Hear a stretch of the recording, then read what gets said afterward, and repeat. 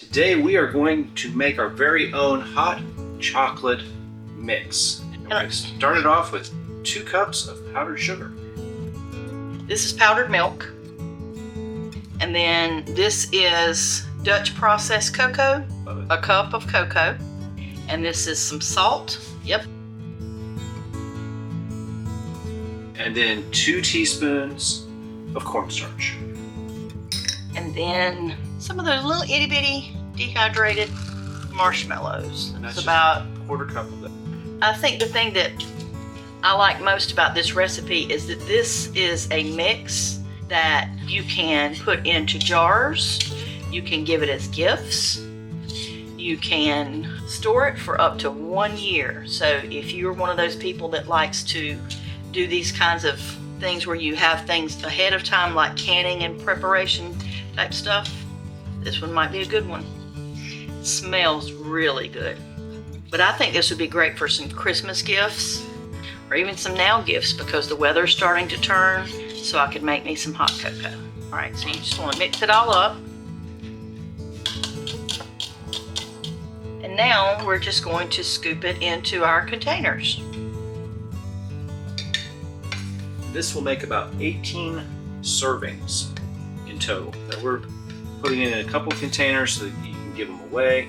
Now, if you're going to make a standard, let's say 8-ounce cup of cocoa, you're going to use a 1/4 cup of this mix. a 1/4 cup of the mix with boiling hot water Or hot milk. or hot milk. Lock it up. Now, if you wanted to get really fancy, you could put a little bow around here or a little tag with some fancy writing on it. Just like that. Yep. And so it is time to go ahead and make our hot chocolate. Yay! We're just gonna Pop this open, and to have a 1/4 cup, 4 tablespoons. Now this mix already has the marshmallow bits in it. But let's face it, they are dehydrated marshmallows, so But I'm a big marshmallow fan. So. Nobody's gonna judge if you add a few more. Right. So I'm gonna mix that in there just a little bit. Let's stir in the water. Ready? Yep. Now you can also use milk if you wanted. Or you could use water and then add a splash of milk to make it a little more creamy. You want to make sure that you get all your lumps out. And that's all there is to it. Okay, you get a big swig.